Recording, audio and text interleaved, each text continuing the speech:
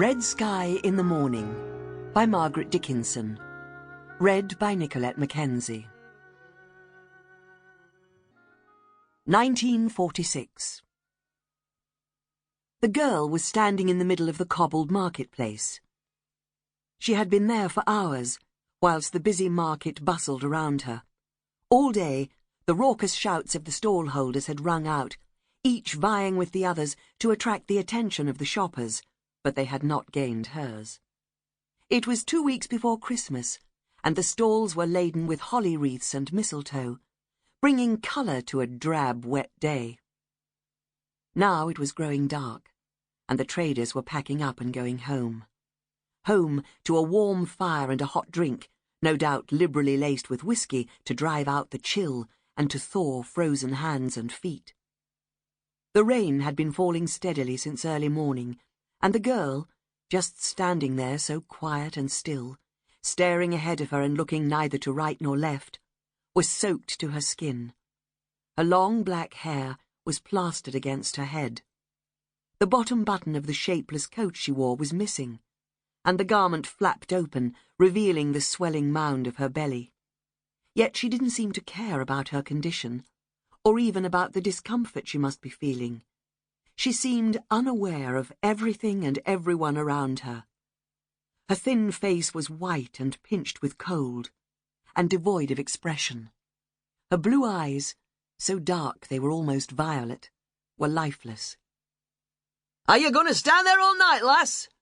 The last market trader to load his wares into the back of an old van shouted across the wet cobblestones, shining now in the pale glow from the street lamp. She did not even glance in his direction. It was as if she hadn't heard him. The man wiped the back of his hand across his face and shrugged. "Please, yes, sir," he muttered, and turned away. He looked longingly towards the public house, the Shepherd's Crook. Even out here in the cold and the wet, the buzz of conversation could be heard through the open door. A haze of pipe and cigarette smoke drifted out into the night air. The market trader hesitated for a moment, seemingly torn between the inviting hospitality the place offered and the thought of home, where his wife would be waiting with a hot meal and warm slippers. The pull of home won, and he bent to swing the starting handle of his battered van. The engine spluttered into life, and he moved to the driver's side of the vehicle, slinging the starting handle into the well in front of the passenger seat. He glanced across at the girl, then shrugged again, and climbed into the van. When the noise of the motor had died away, the marketplace was deserted except for the girl. The only other living creature was a pony, harnessed to an old-fashioned trap and tethered outside the Shepherd's Crook.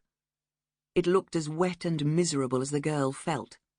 Just once she licked her lips, tasting the rain. The laughter and the noise from the pub spilled into the street as 3 men came out, lurching along the pavement, bumping into one another, laughing and joking, and filled with the merriment of the festive season. They didn't even notice her. More men left the pub in 2s and 3s, yet the pony still stood there, occasionally pawing the ground, his metal-clad hoof scraping the cobbles. He shook his head, and water droplets showered from his rain-soaked mane. "Time to go home, Eddie. You can't stay here all night." There was a disturbance in the doorway of the pub, and, for the first time, the girl's glance focused on the 2 men there. One was very unsteady, reeling from side to side, and being steered towards the waiting pony and trap by the other. "Come on. Your pony'll take you home. Good job he knows the way better'n you when you're in this state, isn't it?" For a moment, the drunken man leant against the trap. Then he grasped the side and, with the aid of the other man, heaved himself into the back. The pony lifted its head, perking up at once now his warm stable was almost in sight. "On you go, then." The publican raised his hand, about to untether the pony and slap its rump to send it on its way, when the man in the back mumbled, Wait a more." Through the blur of drink and the steadily falling rain, Sample complete. Ready to continue?